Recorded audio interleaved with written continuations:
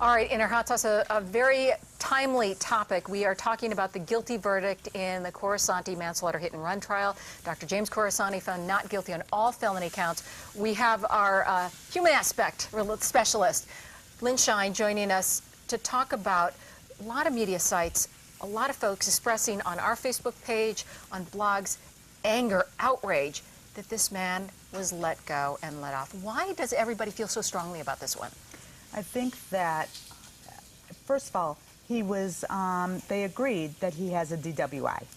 So what are we doing all the time? For years now, we're talking about drinking and driving and how horrendous it is to get in a car after you've been drinking, and how thoughtful you need to be about if you're going to drink, you don't drive. So everyone's in agreement that he was drinking and driving.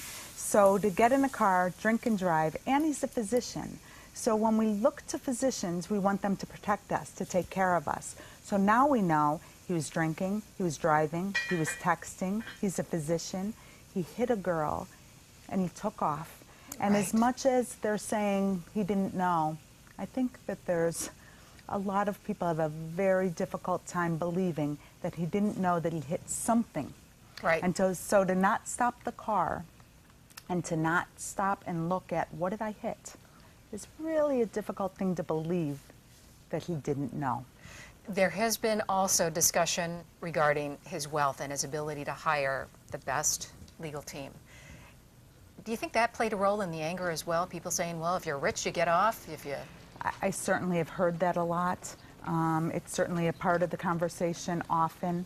I was in the back room speaking to somebody just a couple of minutes ago, and they said, they were bringing up a story, and they said that somebody who was not of his wealth shot a gun in the air 2 times and was put in jail because they weren't of the same socioeconomic level. And here's a man who killed a girl and is set free, and that outraged him.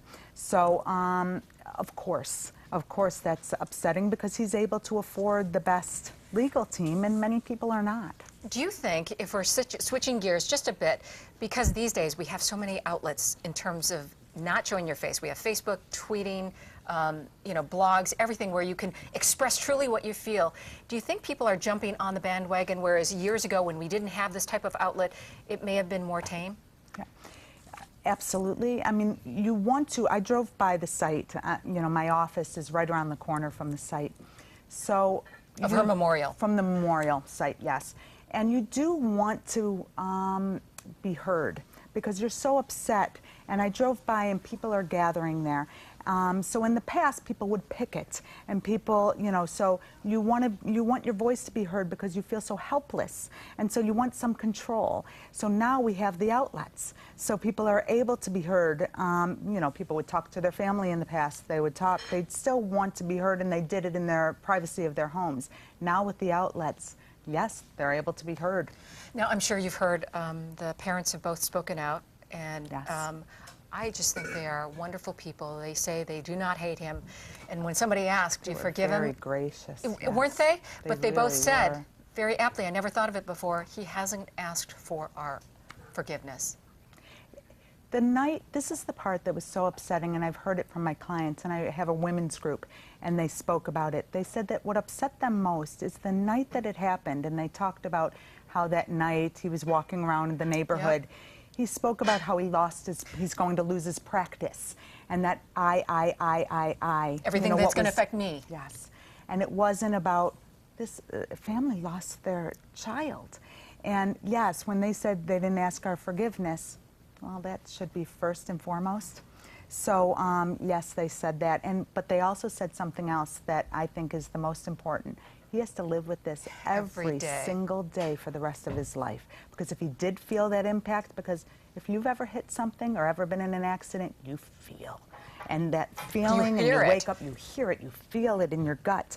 And if he did feel anything, and he certainly knew after the fact, he does need to know that and that's quite a punishment.